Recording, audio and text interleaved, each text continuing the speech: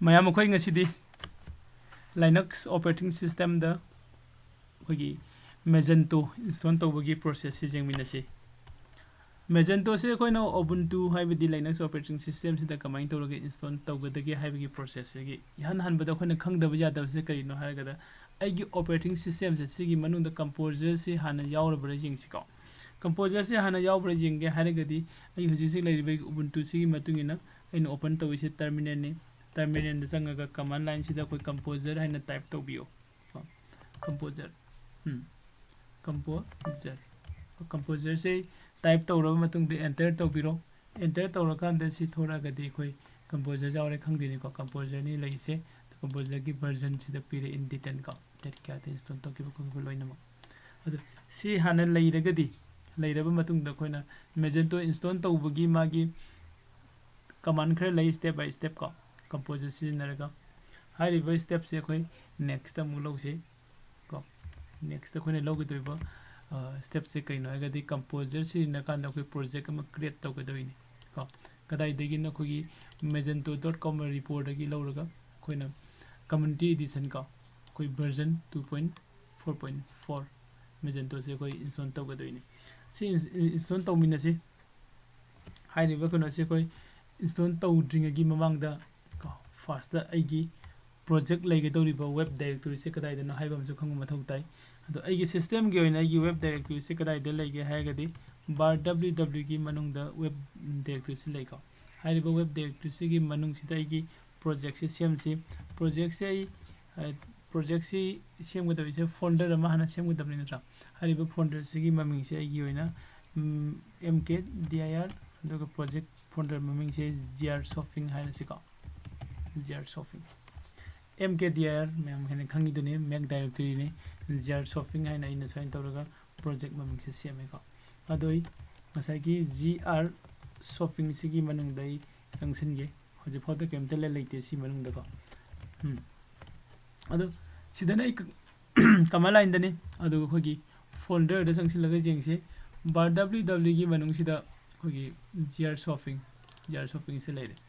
gr shopping से होजे पूरा blank होइरी को अदो होजे खोई सिदा खोगी प्रोजेक्ट क्रिएट तौबगी कमांड से स्टार्ट तौरसी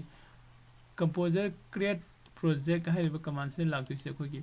हाइरिबा इन प्रोजेक्ट अमा Magento की प्रोजेक्ट अमा स्टार्ट तौनिंग से सिगी पूरा खोगी प्रोजेक्ट की फोल्डर स्ट्रक्चर से माने सेम कदोइनी अदो जेंगमिना से मैम run तौजरके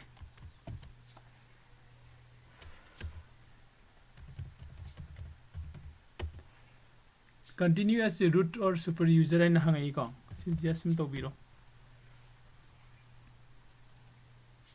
matam ngahak tang sangane ngai minasi punna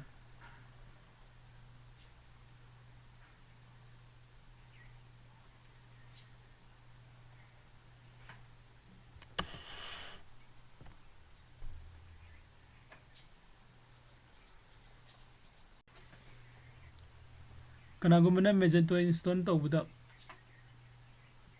problem natragi any issue thengnaba leiraga su contact dum tawbiro video ki description da contact details so hapsari aduga topa mana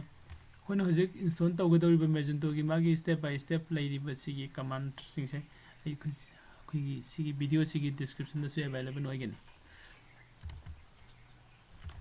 the marak sida se khoi ngai boina database on the create the house database create the was again php my in the sange to go okay a username password up again to the say database anu masiam se database ki maming se gr shopping hai se mali ya come gr shopping correct gr shopping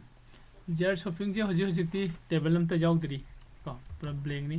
in gr shopping hana semma ga tham hori se horen no ki next step the database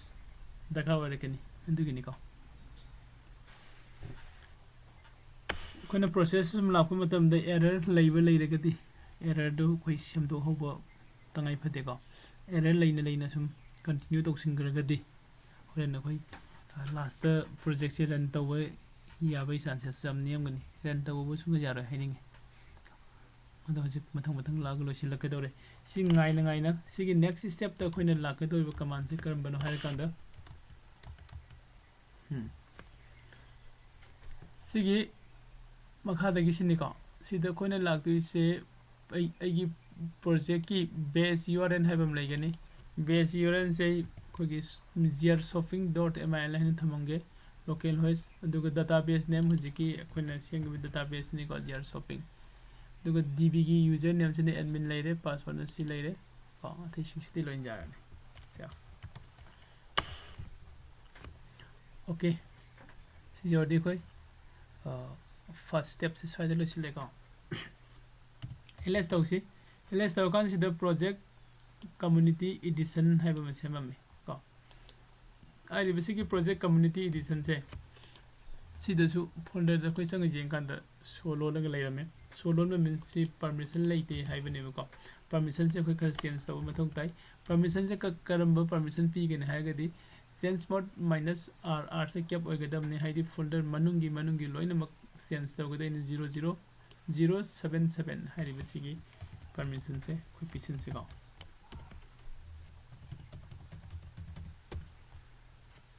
सी पीरे मतुंग दंग सागी सिदगी सोदो मांगरे नत्रा सो मांगरे दुग मनुंग द फोल्डर मैम अम जावरमे सिगी फोल्डर सिदा जावरिबो फोल्डर मैम सिनी को हजिक की खोगी कंपोजर खोगी प्रोजेक्ट क्रिएट तौबगी कमांड न सेम गई से गाओ सिगी नेक्स्ट कोई मुजेंग से सगी खोगी सिगी लाइरिबा zershopping की मनुंग लाइरिबा फोल्डर का सिगी प्रोजेक्ट तो अदुगी मनुंग द कोई एंट्री लो सिगा सीडी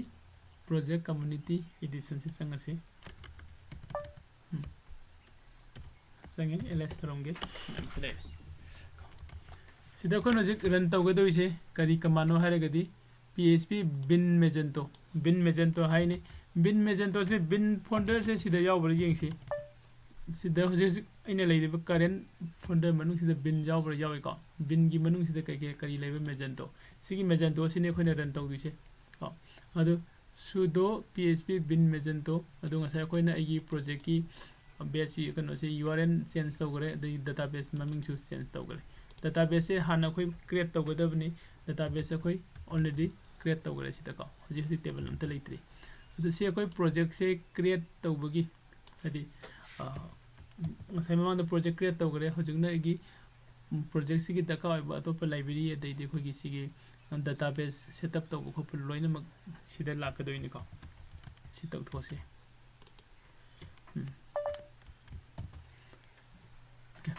कईगुम सिदागी नसागी बिन जाव लेरिबा फोल्डर से सिदगी सिगी कमांड से रन तौदना अतोप मफम दे तौरगदी अदुसे एरर फंगनी को अदो खोई सिदा बिन लेरिबा फोल्डर सिदा संगे अदुगी मतुंग द खोई सि रन तौरे ओके मतम खर संगनी डेटाबेस स्कीमा क्रिएट तौरी को डेटाबेस स्कीमा से क्रिएट तौरपग लोइना नंगा खोगी सिगी डेटाबेस है डेटाबेस सिदा खोगी टेबल सु फॉर्म तौबो होरानी एको टेबल खर फॉर्म तौबो होरे केसे टैग काइन सेशन सेटअप मॉड्यूल को मथंग 250 मुकी सांग द होन खोगी टेबल से क्रिएट तौरकनी महक दंग आइमिना से वार्स वन अदो हजि फाउदा टेबल से कया सुरगे जेंगसे रिफ्रेश साइबर तौथोकसिको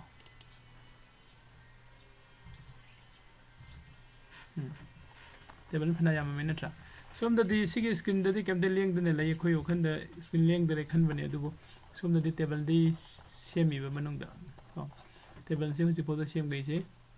250 टेबल्स क्रिएट तौगरे 250 टेबल्स क्रिएट तौगरे अदुगा मखाताना प्रोसेस मैम अम लेरी सिंगाई मिनसे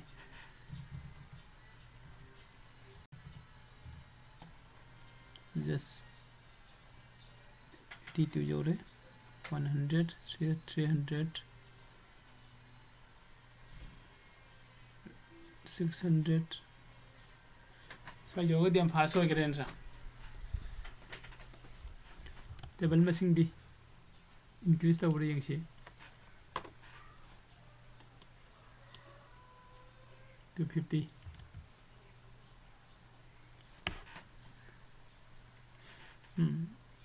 700 yawre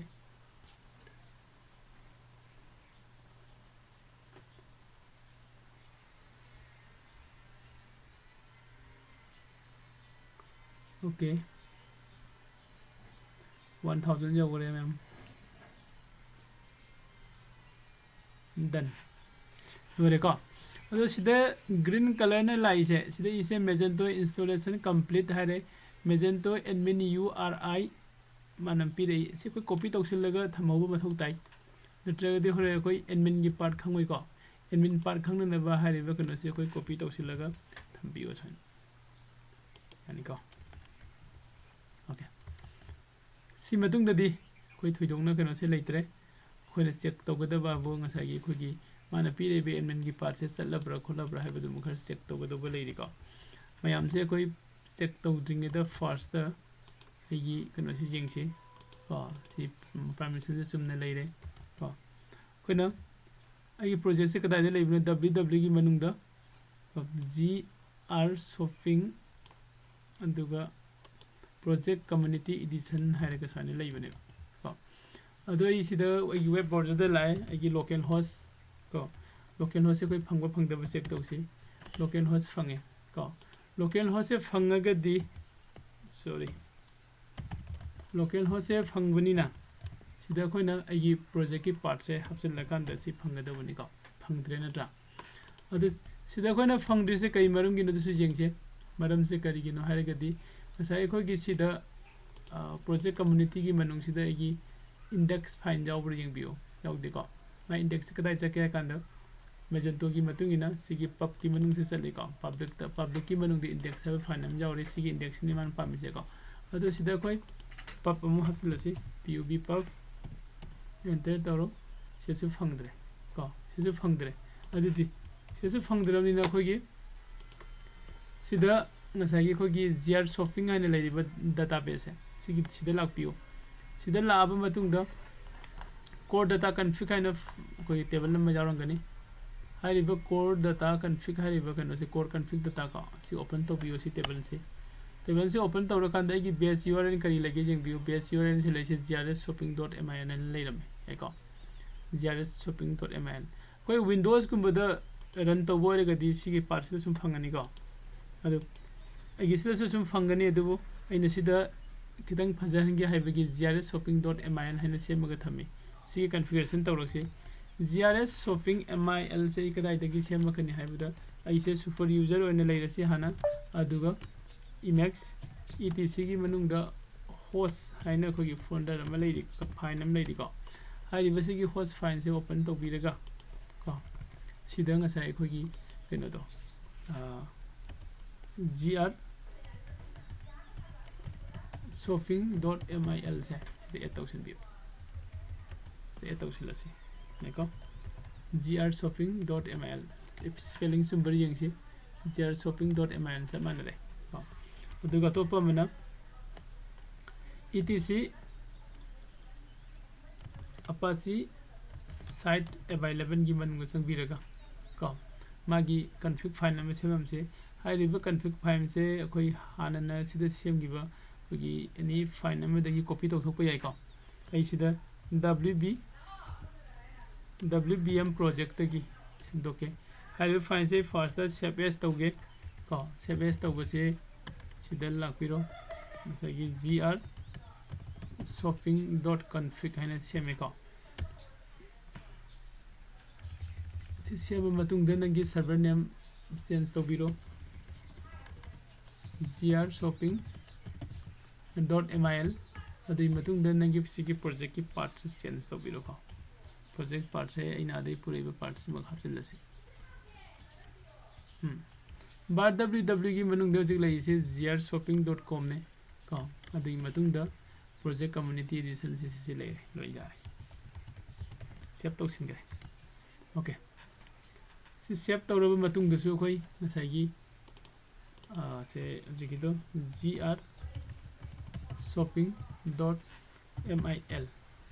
len taro gi se phang brai na ko kari lai ꯑꯩꯈꯣꯏꯒꯤ ꯀꯩꯅꯣꯗ ꯆꯠꯂꯦꯀꯣ ꯑꯄꯥꯁꯤꯒꯤ ꯁꯥꯏꯠꯇ ꯗꯥꯏꯔꯦꯛ ꯆꯠꯂꯦ ꯋꯥꯛꯇꯤ ꯇꯧꯔꯦ ꯑꯗꯨꯕꯨ ꯃꯥ ꯑꯩꯈꯣꯏꯒꯤ ꯐꯣꯜꯗꯔꯗꯗꯤ ꯂꯥꯛꯇ꯭ꯔꯤ ꯀꯣ ꯐꯣꯜꯗꯔꯗ ꯂꯥꯛꯇ꯭ꯔꯤ ꯐꯣꯜꯗꯔꯗ ꯂꯥꯛꯑꯟꯁꯦ ꯀꯣ ꯐꯣꯜꯗꯔꯗ ꯂꯥꯛꯅꯅꯕ ꯍꯣꯠꯅꯕ ꯃꯇꯝꯗ ꯉꯁꯥꯏ ꯁꯤꯗꯒꯤ ꯑꯩꯈꯣꯏꯒꯤ ꯀꯩꯅꯣꯁꯦ ꯑꯩꯈꯣꯏꯅ ꯁꯤꯗ ꯂꯩꯒꯔꯤꯕ gr_shopping.config ꯍꯥꯏꯔꯤꯕ ꯐꯥꯏꯜꯁꯦ ꯁꯤ ꯑꯩꯈꯣꯏ इनेबल तौरम मथौ ताई को अपासी की मनुंगदा a to en site gr shopping dot config तौरब enable site shopping activate new configuration you need to run को से रन तौ हारे से रन तौ बाई से कन अपासी 2 से रीस्टार्ट तो बियो हाय बनि माने से को सर्विस अपासी 2 restart restart तौरे तारे को restart तौरब मतुंगददी कोई फंगदरा येंगसे करी लाखरे restart तौगरे restart तौरब मतुंगदा ngसाइगी सिदा अपासी की पेज दा फंगमबदसु फंगिदरे पुरा तोखरे करिगिनो हागदि हारिबा प्रॉब्लम से करिनो हारगदि सागी खोगी लैरिबा ओजिओसि लैरिबा प्रोजेक्ट की फोल्डर सिगी मागी एक्सेस परमिशन खरामा पीबा मथौ तारी अदुगा खोगी सेटअप खरा चेंज अपग्रेड तौबा दुगा डिप्लॉय तौबा खरा दका ओरिको अदो सिदागी लैरिबा कमांड इरि इरेगा लैरिसिंगसे सिगी मतुंगिना अमो तौथोकसे हजि खोइन लैसे सिदा लैरा चुमेको इ क्लियर तौरगा लाके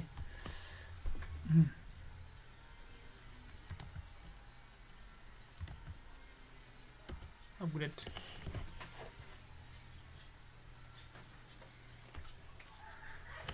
अपग्रेड तौबसिदा कईगुम मतमदा कोई एरर लाकप याई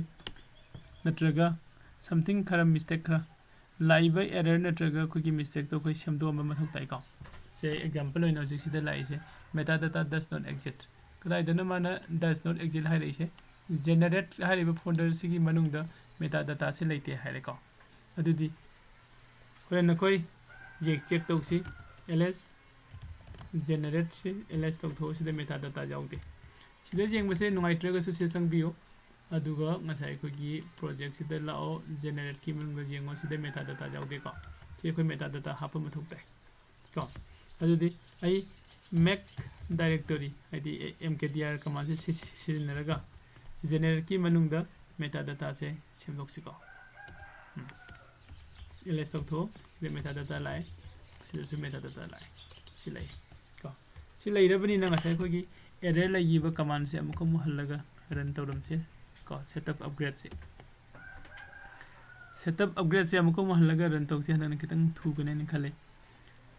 से रन तौरम मतुंग दंगा सागी एरर दो मांगब्रा नत्रगा लैब्रा हिदु जेंगम सिबा मेटा डाटा की एरर दो हनति लाक्त्रबा माले को स्वाइदा लाकपनी एरर से लाक्त्रबनि मा कंटिन्यू तौगरनी दोगा सेगी अपग्रेड से कोई कंप्लीट होरबा मतुंग दा कोइना लाके तो इसे प्रोजेक्ट सिगी सेटअप सिदा को यंगसि को एरर के लेरि गायना एरर थोइदोप लैतरे नि खलै नि खनबा लैतरबा माले सिदा मो कोई डिप्लॉय तौबा मजंगी को आइगे स्टैटिक कंटेंट जावरिबा मैम से सेटअप से deploy तौथोकसे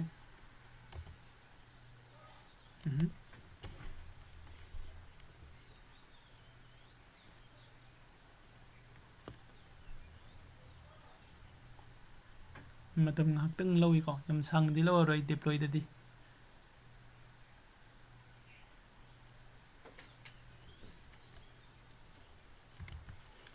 deploy tawraba matung da khoina tawgadoi se kaino haigadi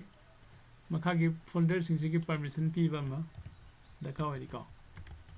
sida ko gi lairi folder me am lairi folder sing je koi permission pi se folder permission pi ba se koi sida gi direct sida ine i daga thami ba kino sing se copy to biro अदुगा सिदा सुम पिसन बिरो okay permission lion पीगरे को permission पुल पीरे तो सिदा किसी flush तौरम गैसु यागनी तौदना किसी सु flush तौद्रिंगे the permission पीरे मतुंग से सिदा कोई सिदा एक्सेस म तौ सि याब्रिंग सि कोम zershopping.ml फंगे को zershopping.ml से कोई फंगे फंगी बसे कोई कनोने होम पेज ने को की शॉपिंग साइट ओइदि बसे की होम पेज तुने ꯑꯗꯨꯒ ꯁꯤꯗ ꯑꯩ ꯑꯦꯗꯃꯤꯟ ꯑꯣꯏꯅ ꯍꯥꯏꯗꯤ ꯑꯩꯒꯤ ꯁꯦꯜ ꯇꯧꯅꯤꯡꯉꯤꯕ ꯅꯠꯇ꯭ꯔꯒꯅ ꯑꯩꯅ ꯄ꯭ꯔꯣꯃꯣꯠ ꯇꯧꯅꯤꯡꯉꯤꯕ ꯑꯩꯒꯤ ꯀꯟꯇꯦꯟꯁꯤꯡꯗꯣ ꯁꯤꯗ ꯁꯣ ꯇꯧꯍꯟꯒꯦ ꯍꯥꯏꯔꯒꯗꯤ ꯑꯩ ꯃꯐꯝ ꯑꯃꯗꯒꯤ ꯆꯪꯉꯒ ꯍꯥꯞꯆꯤꯟꯕ ꯃꯊꯧ ꯇꯥꯏ ꯍꯥꯏꯔꯤꯕ ꯃꯐꯝꯁꯦ ꯀꯗꯥꯏꯗ ꯆꯪꯒꯅꯤ ꯍꯥꯏ ꯀꯥꯟꯗ ꯑꯩꯈꯣꯏ ꯑꯦꯗꯃꯤꯟ ꯄꯦꯅꯦꯜꯗ ꯆꯪꯒꯗꯧꯕꯅꯤꯀꯣ ꯑꯗꯨꯗꯤ ꯑꯦꯗꯃꯤꯟ ꯄꯦꯅꯦꯜꯁꯤꯗ ꯑꯩ ꯆꯪꯁꯤꯟꯒꯦ ꯍꯥꯏꯔꯒꯗꯤ ꯀꯣ ꯉꯁꯥꯏ ꯑꯩꯈꯣꯏꯅ ꯀꯩꯅꯣꯗ ꯂꯩꯈꯤꯕꯗꯣ ꯀꯣꯄꯤ ꯇꯧꯔꯒ ꯊꯝꯈꯤꯕ ꯁꯤꯒꯤ ꯀꯩꯅꯣꯁꯤ ꯁꯤꯃꯛ ꯑꯩꯈꯣꯏ ꯂꯧꯕ ꯃꯊꯧ ꯇꯥꯏ ꯁꯤꯗꯒꯤꯁꯦ ꯃꯦꯖꯦꯟꯇꯣ ꯑꯦꯗꯃꯤꯟ URI ꯍꯥꯏꯅ ꯑꯃ ꯂꯩꯔꯤꯁꯦ ꯁꯤ ꯂꯧꯕꯤꯔꯛꯑꯣ ꯀꯣꯄꯤ ꯇꯧꯔꯁꯤ ꯑꯗꯨꯒ ꯁꯤꯒꯤ MILꯒꯤ ꯅꯦꯛꯁꯤꯗ ꯍꯥꯞꯆꯤꯟꯕꯤꯔꯣ ꯌꯥꯏꯀꯣ ꯑꯗ ꯑꯦꯟꯇꯔ ꯇꯧꯔꯁꯤ ओके मैम अखोइसे मेजेंटोगी अखोइगी साइट टुगी मैनेज तौनब मेंटेन तौनब प्रोडक्ट लैब कई मैम दुगी मेंटेन तौनब यूजर कस्टमर मैम दुगी मेंटेन तौनब अखोइ एडमिन पेन ने सिदा अखोइ लॉगिन तौगे हाइरगदी सा अखोइना प्रोजेक्ट सेटअप तौब मतमदा को एडमिन गी यूजर नेम पीगी एडमिन यूजर नेम सिते पीरे को एडमिन यूजर नेम पीरे सिते एडमिन पीरे एडमिन पासवर्ड सिते पीरे एडमिन 1 2 3 हैना को हाइबसिगी एडमिन की खोने पीरिबा एक्सेस मागी कनो से खोइ इसे को ADMIN एडमिन अदुगा ADMIN 1 2 3 साइन इन याबी यंगसी ओके एरर लाइ को एरर से को करिनो फजना मुन्न पासे को एरर सिदा हाइसे कइनो you need to configure two factor authorization को कोई गूगल की अमा कोई 2 फैक्टर ऑथराइजेशन है अमा लेबदो मैम खंगनी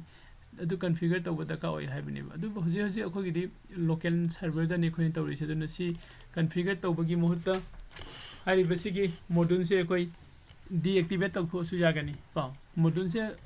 डीएक्टिवेट तौगे हाइदे कोई कदाइ संगनी हाइरगदी आइगी प्रोजेक्ट फोल्डर मनुंग लापिरो एपीपी मनुंग लापिरो अदुग एपीपी द मु संगसे लगे ETC द संगबिरो अदुग सिदा लेरिबा config से config.php से सिदा चेंज तौगदम निको अदु आई सिदा नॉर्मल यूजर ओइन संगपनिना मागी एक्सेस से फंगदे आई कनो ने लाक्सगे सुपर यूजर ओरगा को sudo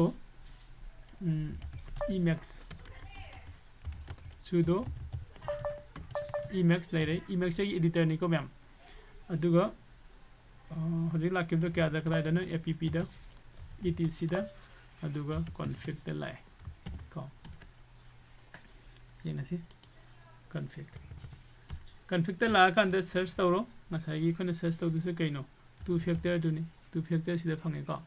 2 फैक्टर से लेरे 2 फैक्टर सिदा इक्वल टू 1 हैने लेरिसे इम्प्लाइज द 1 लेरिसे 0 ऑन पिरो अदुगा मसे सेव तौसिलासे फाइन से सेव तौसिलाबा मतुंगदा सिदा लागा खुगी ngасai यागिदबा पेज से रिफ्रेश तौथो जिंगसिको रिफ्रेश तौबा मतुंगदा मासे यारब्रा और जादैब्रा से कोई चेक तौमिनसी हजिक से आइना रिफ्रेश तौरे को रिफ्रेश तौबा मतुंगदा मासे याद्रे नत्रा अदुदे आइसी लॉग आउट तौथोगा अमुकमु हल्लगा लॉगिन तौरो जिंगसिको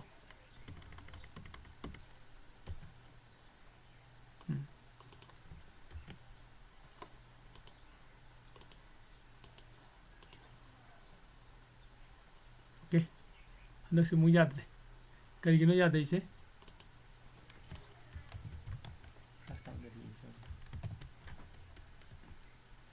फ्लश तौरगा याब्रे यंगसे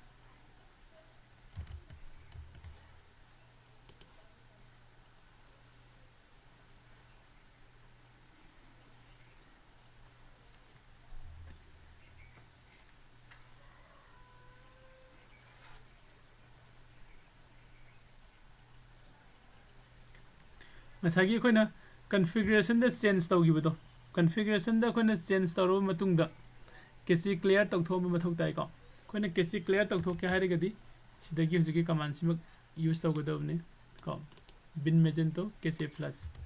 सी फ्लश तौरो मतुंगदा हुजि सिदा मेजेंटो गी एडमिन पेनेल द संगे माना से क्वेश्चन करा हंगी को एडोबी ना collect user data improve user experience की को माइ गाइडेंस खरा दु एलो तौबिरो एलो तौरो मतुंगदा जे खोइ सिदा फंगे को अदु invalid security or form key please refresh the page है refresh तौथोक से refresh तौखंदा मांगरे को सिमे लेरे सिना खोगी डैशबोर्ड ने सिगी डैशबोर्ड की मनुंग सा संगा कांदा कोना सिदा सेल लेरी सेल गिदा ऑर्डर इनवॉइस शिपिंग को credit memo billing agreement transaction Braintree version को अदुगा सि कैटलॉग सिदा प्रोडक्ट लेनी प्रोडक्ट की कैटेगरी लेरे को कस्टमर ऑल कस्टमर